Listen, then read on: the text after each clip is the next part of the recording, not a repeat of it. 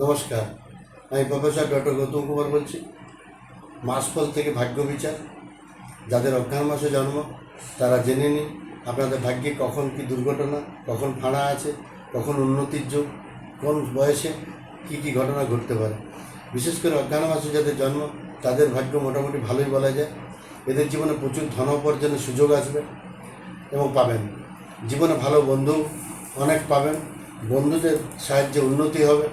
তবে আত্মীয় স্বজন কোনো সময় প্রতারণা করতে পারে। এদের দেহে শ্লেষ্মার ভাগ বেশি হবে, সর্দি কাশি প্রভৃতি বুকের রোগে কষ্ট পেতে পারে। দাম্পত্য জীবন কখনো সুখকর, আবার কখনো ঝামেলাপূর্ণ। তবে এরা সাধারণ পোশাক ভালোবাসে, বিশেষ করে অজ্ঞান মাসে যাদের জন্ম।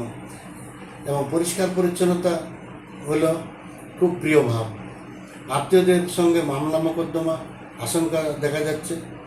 বিশেষ করে নরম করতল যাদের হয়, হস্তরেখা করতল যাদের নরম হয়, তাদের কিন্তু আত্মীয় স্বজনের সঙ্গে মামলা মোকদ্দমা হয়ে থাকে বেশিরভাগ ক্ষেত্রে। তবে জীবনে ফাঁড়া বেশ কয়েকটা ফাঁড়া আছে। 1 নম্বর হচ্ছে যে 1 বছর বয়সে যখন বয়স হবে সেই সময় একটা ফাঁড়া দেখা যায়, 21 বছর বয়সে ফাঁড়া দেখা যায়, 33 বছর বয়সে ফাঁড়া দেয়। এই ফাঁড়া কেটে গেলে তা থেকে মুক্তি পেলে 71 থেকে 75 বছর পরমায়ু লাভ করবে। তবে এই অজ্ঞান মাসে যাদের জন্ম তারা বিশেষ করে কম ভোজন ভালোবাসে। এরা অর্থ জমাতে চায়, তাতে সফল হয়। নমস্কার, মিলিয়ে নেবেন, ভালো থাকবেন। সাবস্ক্রাইব করুন, লাইক করুন, কমেন্ট করুন, নোটিফিকেশনটা অন করে রাখুন। নমস্কার, ভালো থাকুন।